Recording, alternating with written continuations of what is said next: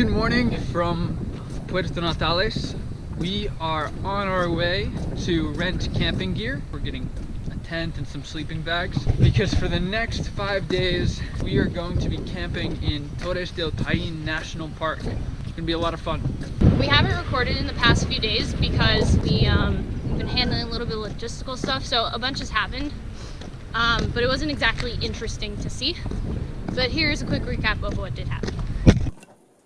Okay, where to begin? In the last video we were in Ushuaia, which was a good time, but we realized that Ushuaia is a place that is not really suitable for a backpacker's budget. If you really want to do anything in Ushuaia that's sort of iconic Ushuaia, you're going to have to spend a lot of money, whether or not that's to go to Antarctica, go to a penguin tour, or even to go into Tierra del Fuego. That was one of the most expensive national parks we ran into.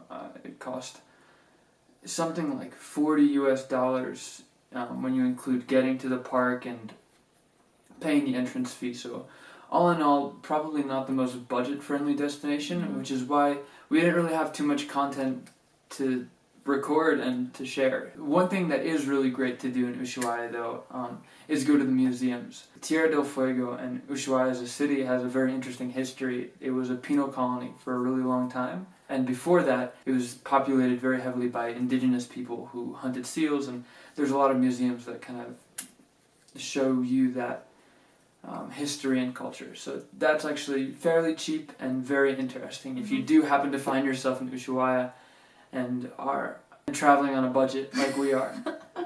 From Ushuaia, we took a bus up to Punta Arenas and we stayed there just for one night. And then from Punta Arenas, we caught another bus up to where we are now in Puerto Natales. Once we got here, we went down to a place called Erratic Rock to rent our camping equipment, like our tent, our sleeping bag.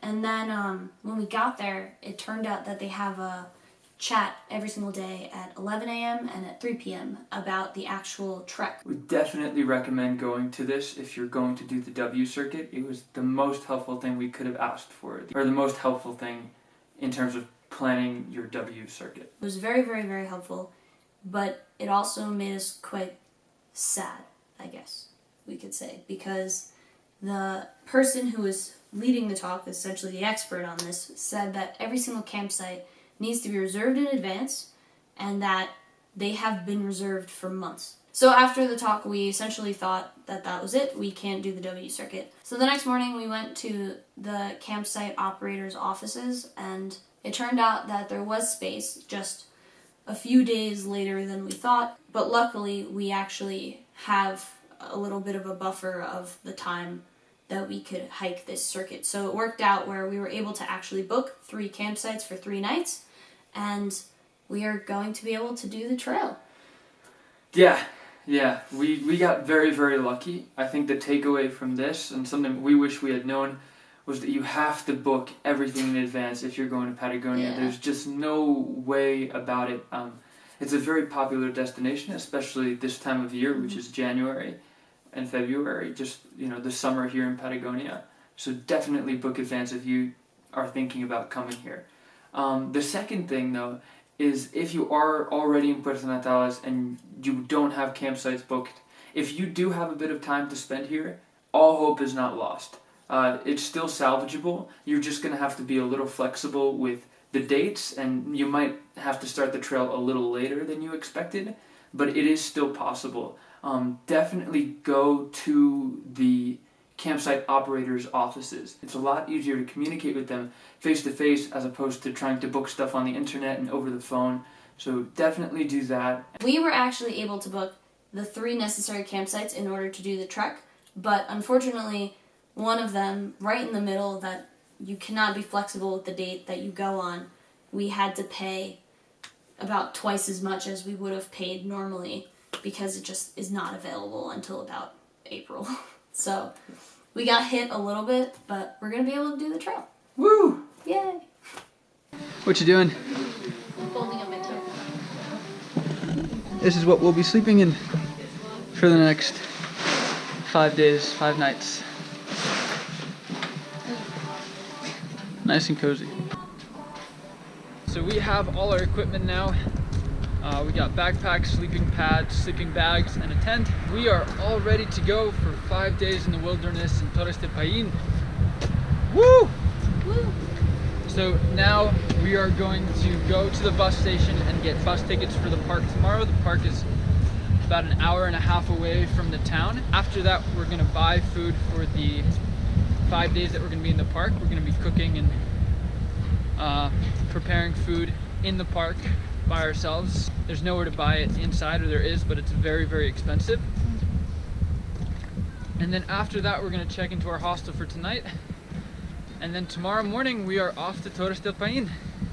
Okay, so this backpack is supposed to last us. All the food in this backpack is supposed to last us 6 days in the wilderness. We went shopping, and for only $23 each. It's a bargain. This is what's in my bag. We got 2 salamis, cereal bars. You think I'm done? Cereal bar. Cereal bar.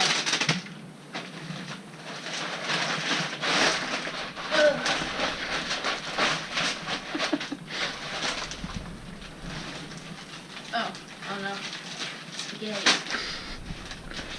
Spaghetti. And that is what's in my backpack. So this is the food that we got, all organized out. We have breakfast. We got some oatmeal, some apples, some tea. And then we have lunch/snack. You can't really stop for lunch on these trails, so you kind of just grab something and you just eat it along the way. So we have a lot of snacks. We got some nuts, a lot of cereal bars, some chocolate. You know, gotta keep up the energy.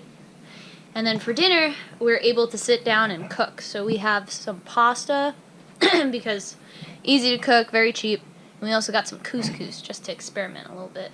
And then we also have 3 different soups that we're gonna try, just so we have something while our pasta's cooking. We got a bunch of sauces, and we're gonna see if these sausages last us. We are not really sure if they're gonna be good, as in not spoiled, but we'll see what happens.